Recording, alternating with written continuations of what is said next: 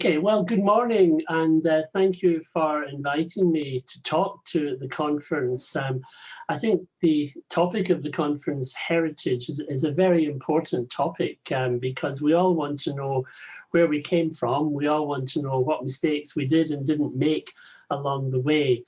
And combining that with my other passion, which is climate change, which is in a sense the erasure of a heritage in the coastal zone, I think we have the ingredients of a very important topic, which CHERISH has been tackling over the past few years. One of the things that I suppose has puzzled anthropologists and population geographers for a long time has been why the human species achieved dominance in the biosphere as opposed to any other animal, for example.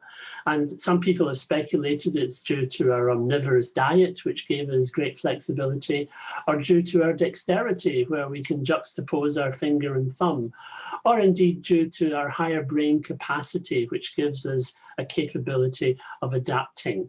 And I think the adaptation theme is one which, to me, seems a very strong one, because humans have prospered because of their ability to adapt to changing challenges, to changing circumstances over time. And this is no less obvious when it comes to handling issues arising from long-term climate change issues related to the coast itself, in particular, the changes due to sea level. Because sea level has changed quite dramatically over the past 10 to 12,000 years. After about 7,000 years before the present, it began to stabilize a bit and people began to migrate to the coastal zone, which was very attractive. It gave often very fertile soils. It had a ready-made food supply and an ability to travel, especially in areas where there might have been very dense, almost impenetrable forests lying inland. So the coasts have been very attractive zones for settlement historically. And as part and parcel of that, of course, sea level has also been changing. It changed very rapidly in the period after the last glacial event. And maybe this is why humans began to march towards ascendancy, because of their ability to handle rapid post-glacial sea level changes. After about I suppose 7,000 to 5,000 years ago, sea level slowed down a lot, and you can see it's been relatively stable, give or take a few meters ever since. But the human experience on the planet has been intimately tied to that sea level change that has occurred. There's a lot of controversy over that. I mean, some people would argue, for example, that the retreat of the ice sheets initially in North America provided a corridor between the Laurentide and the Cordilleran ice sheet for people from Asia to populate North America. Maybe they came a different way, maybe they came along the coast. But either way, people were responding to what was happening in terms of global sea level, and therefore I think it has played an intimate part in our evolution, in our heritage.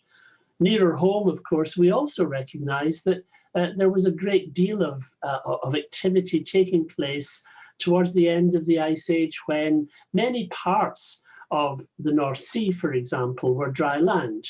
The fall of sea level by 140 meters meant that many areas were populated in the North Sea. The Doggerland area must have had a lot of Mesolithic peoples living there, ultimately to be extinguished by the post-glacial rise in sea level, perhaps instigated and more or less finalized by the Torrega landslide, which occurred off the coast of Western Norway. The Torrega landslide, we don't know, may have been a subterranean collapse of the continental shelf. It may have been post-glacial, it may have been glacial sediments that fell off, but it created a tsunami which submerged much of those areas and submerged the land bridges that may also have existed between the English East Coast and the continent, and even perhaps between Ireland and Scotland as well. So an intimate relationship there involving sea level, which means that people were always vulnerable at the coast to what was happening. And that has continued to the present day. If you look at where the big cities of the world are today, the mega cities, most of them are on the coast. So vulnerability is higher today than even at any time in past human occupants of the earth. And of course, there is another factor at work now. And that other factor that's at work, we now know, is caused by the warming up of the atmosphere, the warming up of the ocean and its expansion, and the changes which are taking place in our hydrosphere. We know we're in a stage now of very rapid climate change. We know also that this is causing sea level to rise. One of the concerns I think that we have increasingly about climate change is the possibility of tipping points being reached. And this diagram shows you in the grey area here, the temperature range between 1.5 and 2 degrees, which is normally called the Paris range. And you can see the burning embers diagram here suggesting that even just below that range, certain things will start happening. And those events may not be recoverable events. We already are seeing, for example, major damage to coral reefs. They will probably be gone if we rise our global temperature by 2 degrees above pre-industrial levels. We're seeing changes in the Arctic summer sea ice every year, a tendency for new extremes to be observed. We're seeing perhaps the beginnings of Greenland melting out. It will take a long time to happen, but these things may not be recoverable. And the West Antarctic ice sheet, of course, we've seen dramatic pictures of some of the calving events that are occurring there in that part of the Antarctic, which is warming very quickly as well. And it's noticeable that many of these tipping point environmental concerns are occurring due to events happening at or near the ocean edge. And that's something that I think we have to bear in mind as we look at what impacts that will have on heritage in many parts of the world. We know that global sea level is rising, has risen by about 21 to 24 centimetres since about 1880, and that has accelerated in recent years. About a third of that has occurred in the last 2.5 decades. And sea level is now rising by about 3.3 millimetres per year on average. And that's happening around the coasts of Europe in particular. There are still some parts of the Scandinavian shield, if you like, which are still recovering from the weight of ice laid upon them in the last ice age, and their sea level is actually falling. But for most of Europe, we're seeing a sea level rise occurring. The estimates of that, of course, are quite varied, because the last Intergovernmental Panel on Climate Change Assessment report suggested that on our present trajectory, we could be facing around about 0.5 to just under 1 metre of sea level rise within the next 60 to 70 years. And thereafter, what is important here is that the sea responds very slowly to that kind of warming event and expansion, and also it will continue therefore to rise for several centuries. And the IPCC project about 3 meters of rise ultimately if we rise above 700 parts per million of greenhouse gas equivalent concentration in the atmosphere. But I show you this because the IPCC report is now 5 or 6 years old. We expect a new one to be issued this summer. And in that intervening 5 or 6 years, the science is suggesting that those estimates may have been on the low side, that the risk is on the upside, and that perhaps, you know, we may be looking at more than 1 meter rise in the next 60 to 70 years, and in some cases perhaps even up to 2 meters of rise. The consensus among many sea level rise experts now is that we have about a 5% chance that sea level will rise above 2 meters by the end of this century. The European Environment Agency kind of confirmed this as well, but also go further and put a higher estimate on the long-term changes in sea level, maybe even up to 15 meters by 2300. We won't be around to worry about that, of course, but it will have implications for our topic today, because it does add, if you like, the urgency of looking at how and why we should perhaps think about protecting or think about what it will mean for our coastal assets. Of course, the sea level rise will mean the loss of some coastal environments. It will mean, for example, increasing threats to salt marshes, obviously. It will mean increasing threats to soft coastlines like dune systems, even to valuable, unusual coastlines like Macaire, which we see on the west coast of Ireland and parts of the Hebrides. And it will also threaten our economic investments in the coast in terms of infrastructure, which may have to be repositioned at huge cost in many cases. It will also threaten settlement. And here, perhaps we see, in the case of Gwynedd in Wales, maybe the first community that will be, if you like, evacuated as a consequence of sea level rise, and the first, I suppose, climate refugees in the UK may well be the consequence of this. So we're seeing, if you like, a very dynamic environment, the coast, producing effects which perhaps we wouldn't even have contemplated 20 or 40 years ago. Of course, we can look at that inundation not as a continuous event in many cases, but as an inundation which might occur maybe once in 10 years, or once in 100 years, or once in 1,000 years. And we can grade the risk on that basis to some extent. And that risk will change for different parts of the world. Here, for example, in the Netherlands, a 20 centimetre rise might only reduce the return period of a flood maybe by a few years, whereas in other parts of the world, maybe it might change it from a once in a 10-year event to a once in several year event. So it's something we have to think about across the world in different ways. And of course, we know also that this will also be complicated by tides. Now, I didn't know there were tides in the Mediterranean of this extent until very recently, but quite clearly, small fluctuations, even in a micro-tidal zone like the Mediterranean, has consequences, and we have to be alert to those as well. Now, sea level is only one ingredient in the problem facing our coastal heritage. Of course, it's compounded by the impact of storms, the impact of storm surges in particular.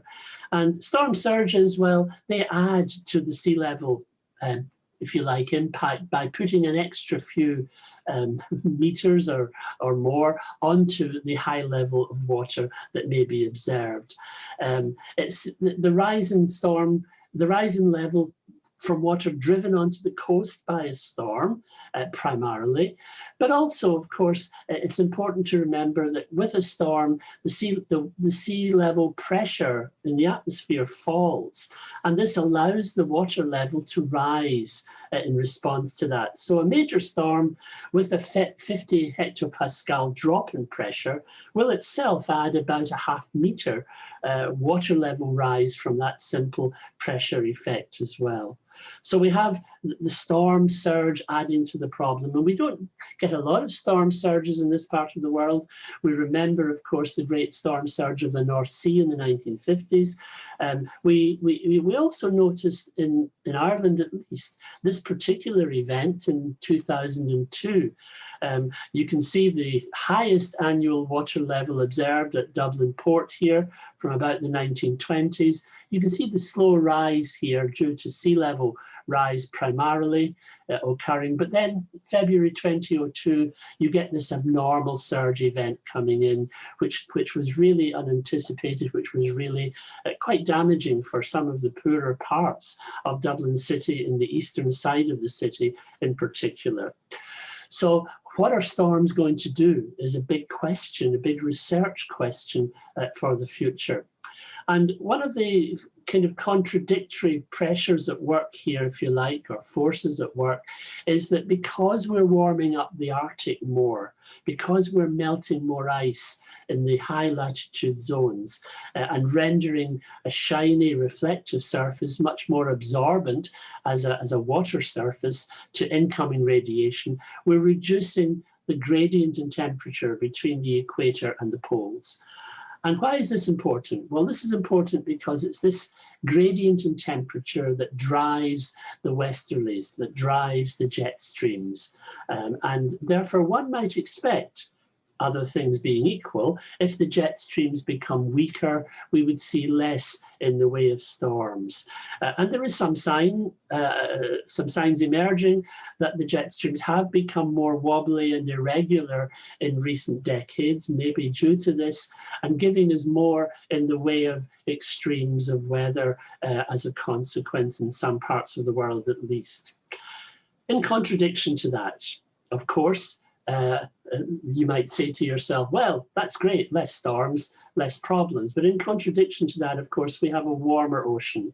And a warmer ocean with more heat in it creates more energy for the atmosphere above, creates more intense storms. So which of these two becomes dominant is very much a research question that's live at the moment.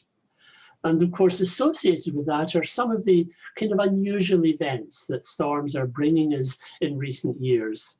In the case of late summer hurricanes, for example, Ophelia lost its hurricane status only a few hundred kilometers before it reached the Kerry coast, going the wrong way across the Atlantic. Lorenzo, in more recent times, did much the same. And even last year, we had the first ever recorded subtropical storm making landfall in Portugal. The storm was Alpha, an indication that we'd worked our way through the whole alphabet by that time.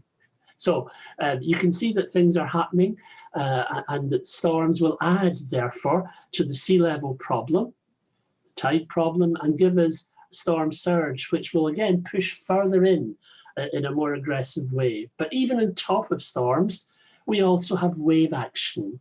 And the wave action can come from a couple of different ways. It can come firstly from disturbances which have created swell waves, maybe many hundreds, even thousands of kilometers away. And some of the waves breaking on the west coast of Ireland, the disturbances may have been as far away as the Caribbean. And those swell waves reach uninterruptedly across the fetch of the Atlantic, reach our shores. And when they reach that, they may be added to by local wind-borne waves surfing on top of them. So we get almost bimodal type frequencies in our waves because of that. But it means the waves can run higher up the shore as well and bring their erosive potential to new areas, maybe areas that have not been affected in the past when sea levels were lower. And of course, wave energy attack is very much dependent on the height of the wave itself. You can see that the energy release is about it's the square of the wave height. So it's quite clear we increase vulnerability in new areas, we increase vulnerability in higher up areas, and the sea level rise multiplies these threats and multiplies the effectiveness of wave attack. So places that were protected in the past, maybe even places which were accumulating sediment, become places which are now exposed to a new balance, a balance which is tipped much more towards erosion, towards coastal erosion. And that is in essence why we face the problems of a changing coastline, a coastline which is much more vulnerable than it was, and a coastline, therefore, which renders our heritage aspects rather more vulnerable than they were. We don't have very long-term data on coastal erosion rates. You can see this old table here stops a long way short of the current day, a long way short of bringing in the new, if you like, vulnerabilities, which the changed circumstances are now bringing. But it's not untypical for erosion rates of over 1 metre a year now in boulder clay areas, or in sand dune areas over 2 metres a year to be observed. And that's where the threat to our heritage then begins to appear. And here you can see, I suppose, and I'm indebted to some lovely photographs from Adam Markham on the internet, which I've used, hopefully with his permission, to see where there are assets that are at danger, to see where there are places where the increased, if you like, wave run-up and increased attack on the coast is likely to intensify attack on heritage assets, even critical heritage assets such as Skara Brae here in the Orkney Islands. And within Ireland and Wales, of course, we have our own examples. Stad Abbey here is where the pilgrims in the past would have taken the boat to a monastic island, and where survivors of the Spanish Armada sought refuge. But it's now, as you can see, under attack. It's now got a very limited lifespan as a consequence of the encroaching storm beach, the encroaching erosion here that you can see, and it's only a matter of time. And of course, with these assets, it's important to emphasize that their cartilage may have valuable assets which will be lost even before the main building itself may be destroyed by the encroaching sea. Of course, the main aspect, the main target, I suppose, initially will be the intertidal zone. And in the intertidal zone, there will be a plethora of potential indicators of past settlement. Here you can see some medieval fish traps near Bunratty, or the great submerged forest of Cardigan Bay here. Even signs of people, 2 leg bones here from a medieval monk sticking out in South Wales. So these are things which will go very quickly as sea level rises as well. And of course, I know you've worked in great detail yourself in some areas in this project, in places like here in Carnarvon. Again, obviously a heritage asset which is going to be vulnerable in the years ahead. And we might think that some of the hard rock areas are impervious to sea level rise, but that erosion balance tipping that I talked about makes even things like promontory forts vulnerable over time as well. And again, you've worked, I know, in Ferreter's Castle in this project, and it's important to get what information we can about these very valuable heritage assets before they go, before they disappear once and for all. And that's the beauty, I think, of this particular project, which does seek to, in a sense, rescue what information we can from these disappearing assets, but before sea level and before storm surges and wave attack ultimately takes them out of the remit of future generations. I wanted to show you briefly another little piece of work I did many years ago, looking at coastal zones which have been inhabited by people here. This is the area of Dublin Bay, where you can map now very accurately how many people live above certain heights, how many people in each county live 1 metre, 2 metre, 3 above sea level. And what we did here was, for each county, we looked at those distribution of people, distribution of population, and we asked the question, well, what would happen if these were flooded? And we can work out from past flood events what the average cost of a household flooded was, which the average cost of commercial property or motors that were flooded were as well. And this enables us to say, well, what if we face a 1 metre event, a 2 metre event, a 4 metre event? How much could it cost to actually get insurance claims for that? And you can see here very quickly, for some counties it's very big, of course, as you might expect, but you can see how quickly the insurance costs rise above €1 billion.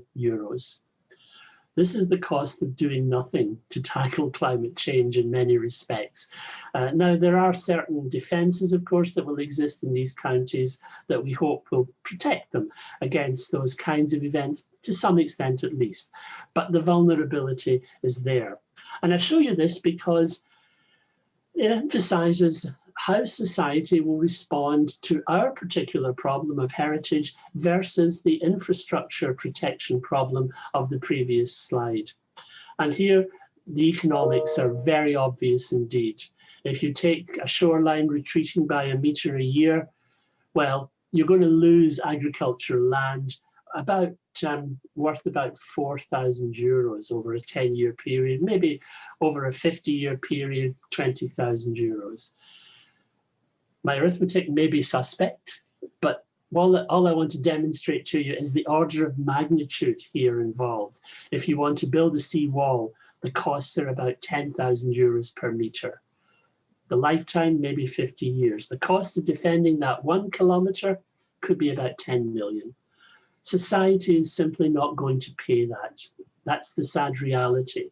Society will value the high density areas, the high land value areas, not necessarily the high heritage areas in terms of spending that kind of money.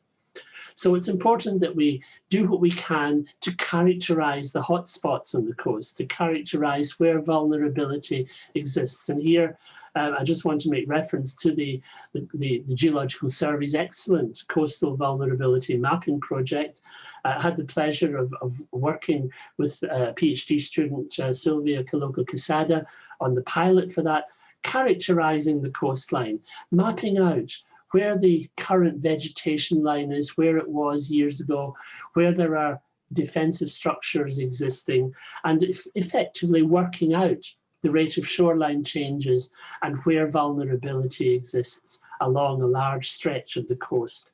And that kind of work enables us to work out a coastal vulnerability index based on the boundary factors provided by geology, the climatic forcing factors provided by the aspects that I've looked at already, and enables us to identify, therefore, where there are places that require immediate action, maybe on a less expensive scale than building sea walls, maybe places that managed retreat might help serve protection elsewhere.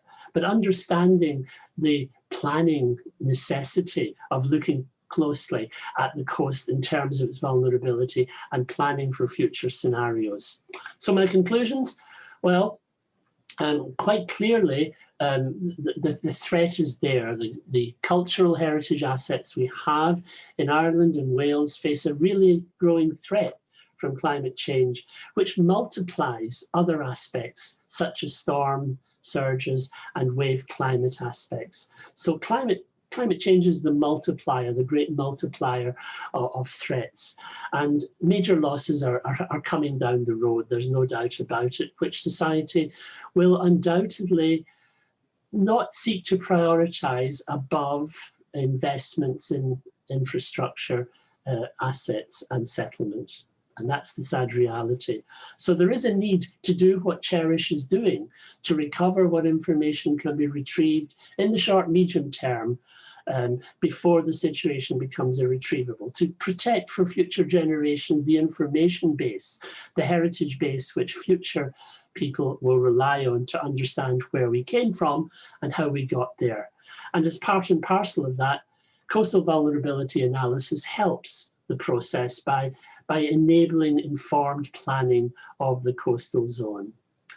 So finally then, I just want to give you a little diagram here to show you the scale of the problem for one little example here from the tide gauge at Newlyn. And you can see here, if you take a threshold value in a typical year, and there's only 1 year here of data showing the highs and lows of tides, you can see maybe there's a few exceedances of a threshold occurring under current conditions. But as we increase sea level, you can see the way the threshold is exceeded very consistently, even by relatively small rises in sea level. So if we get to 2 meters, well, we've gone from a handful to 700, almost occurring with almost every tidal cycle in this case. And that shows you the multiplier effect of climate change, the way in which it threatens our cultural heritage ultimately. And I compliment CHERISH on the great work you've been doing, both in Ireland and Wales, to tackle and to look at that problem and to give future generations insight into something that they may well have lost in the future. Thank you very much indeed.